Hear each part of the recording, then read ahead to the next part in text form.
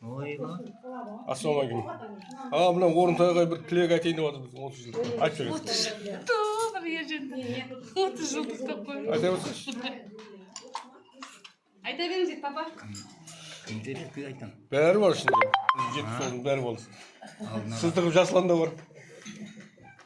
Ал 79-дар. Бірте-бірте алыстап бар жатқан балалық шақ дәл қазір барлықтарыңды үлкен арман өмір жолдарына шақырғандай. Алыстан бір кішкентай елес қол болайтындай. Ол елес не? Ол елес өздерің жүріп өтетін қиында қызықты арман өмір жолдары екен. Осы Ержанның телефон арқылы сезіп отқан шығарсыңдар. Не дейміз? Құдай денсаулық беріп, осы кездесуге аман есен ілінейік. Лаулай бер жігер оты, самғай бер қиял құсы. Асығатынымыз да, аңсайтынымыз да ертеңгі болашағымыз. Сол болашаққа ұмтыла берейік. Амин. Кімдерді танисыз 79 балдарда?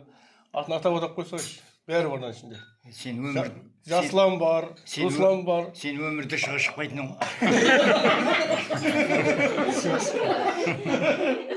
Жасылан? Жасылан сұрадыңыз ба жаңа қайта-қайта? Соны білем Алматыдан. Тағы кімдер бар еді?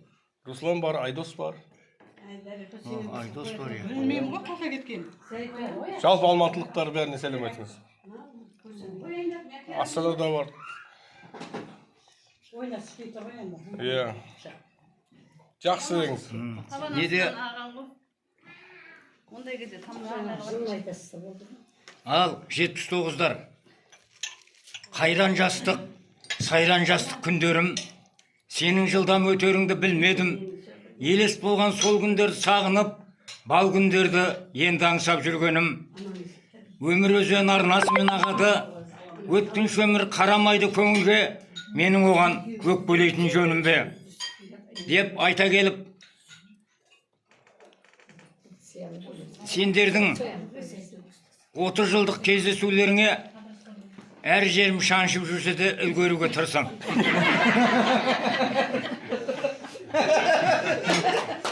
Жақсы.